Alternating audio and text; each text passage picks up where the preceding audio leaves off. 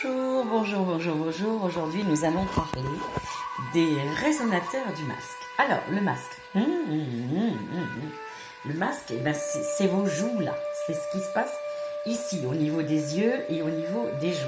Donc, c'est très important que le son y reste bien accroché comme ça. On en a déjà parlé. La ligne, elle se trouve là. L'aigu est là, le grave est là et votre médium de référence est là, au niveau des yeux et des pommettes. Donc, on peut faire quelques petits airs.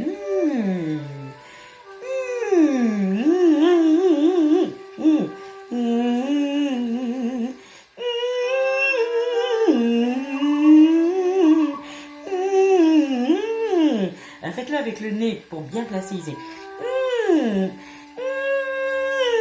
Passez-vous un petit peu le nez très légèrement, pas de façon à ne pas vous faire de mal. Alors, ce qui est important, c'est la pression ici et la pression vers le bas. C'est-à-dire, si vous poussez, plus vous allez pousser ici, et plus vous allez pousser forcément vers le bas, faire une contre-pression. C'est très important, c'est la contre-pression qui fera que votre voix va pouvoir monter.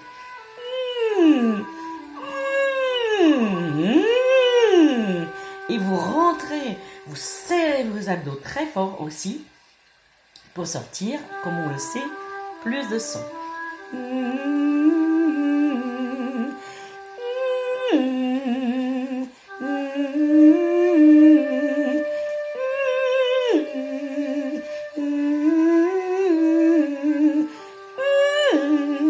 Vous voyez, j'appuie fort, fort, fort sur l'aigu pour le faire descendre.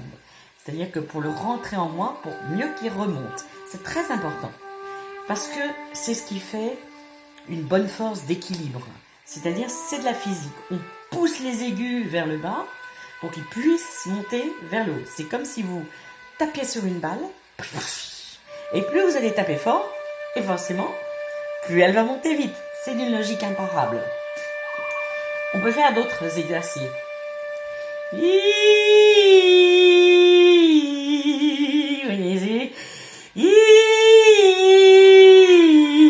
Je pousse bien sous les pommettes. Chose très importante, je n'écrase en aucun cas mon grave.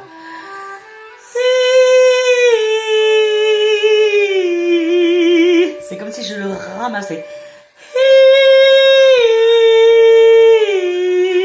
C'est une fois que j'ai poussé pour faire la première note aiguë, hop, je me relève, comme on dit, et je reste là.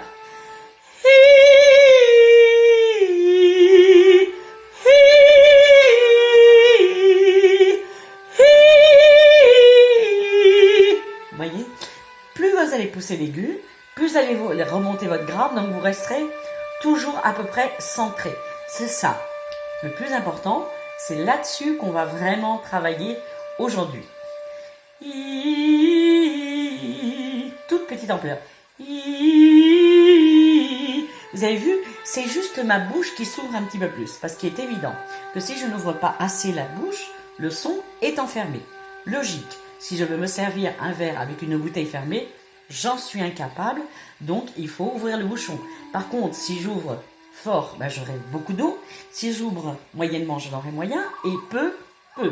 Donc, il faut apprendre à ouvrir le robinet. Et en l'occurrence, c'est votre bouche, le robinet. Donc, il faut l'ouvrir, mais par petite quantité. Et surtout, pensez à la refermer. C'est très important.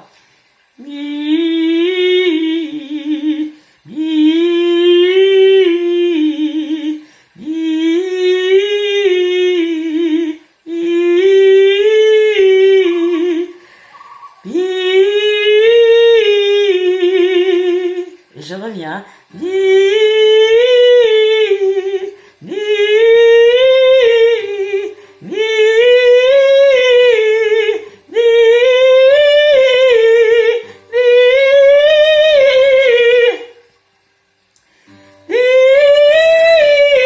Vous voyez, ce qui est très important, c'est comme si vous faisiez un trou.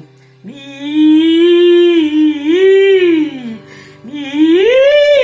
voyez, il faut que vous fassiez comme un trou, mais qui se referme. Et plus vous allez vers l'aigu, et plus le trou est important. Il faut que vous plongiez en vous pour pouvoir remonter. Mi, vous voyez? Et vous pouvez vous accompagner avec le corps. C'est-à-dire mi, et tout en restant ouvert. Mi, mi. Vous voyez, c'est important de rester ouvert aux résonances. Mi, mi, mi,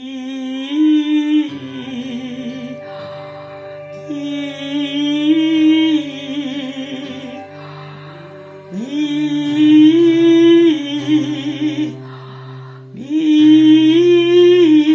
Ce qui compte, c'est le son doit toujours rester joli et agréable à l'oreille. Voilà, jamais de attention, jamais de force au niveau de la gorge. Votre seule force doit être au niveau du ventre, hein, au niveau du ventre, c'est-à-dire la pression, elle doit être uniquement au niveau du ventre. La gorge doit rester bien ouverte pour pouvoir que le son puisse voyager comme si vous étiez sur une autoroute. Vous imaginez que votre son monte et descend, et remonte et redescend. Et revient. Et on repart d'où vous êtes.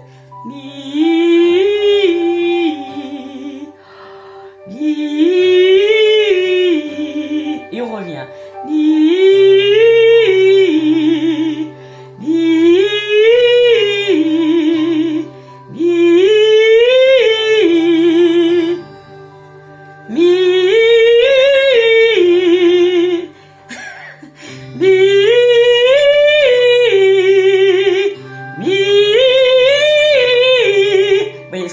Très important, c'est que le son revienne toujours au même endroit pour que forcément, vous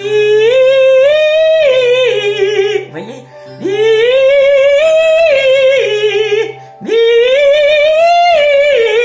vous voyez, et plus je le pousse et je m'aide forcément de mes abdos pour qu'ils puissent descendre et monter. C'est très logique.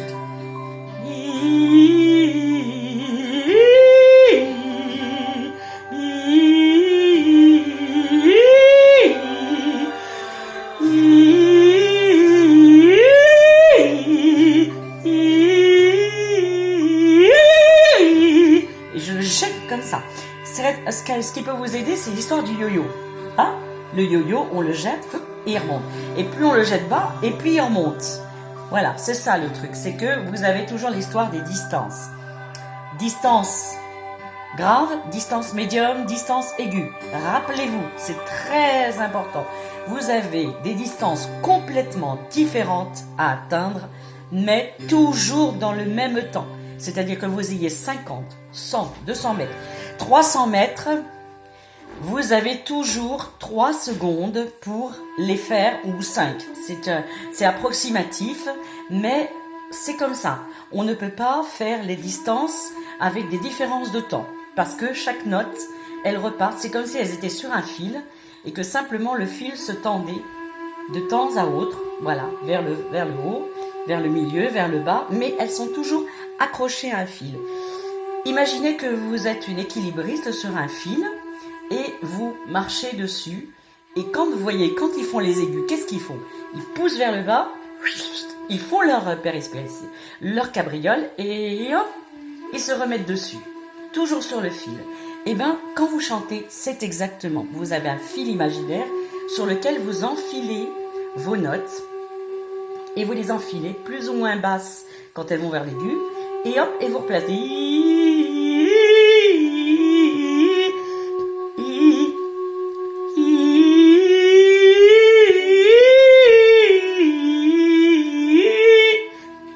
Vous imaginez que vous faites un dessin imaginaire, mais que vous ne lâchez jamais le pinceau. Voilà, on va dire que pour aujourd'hui, c'est déjà pas mal. Travaillez, peut-être prenez carrément une toile ou un dessin ou une feuille, n'importe quoi, et un stylo, et imaginez en même temps que vous crayonnez quelque chose, vous imaginez, vous chantez en même temps.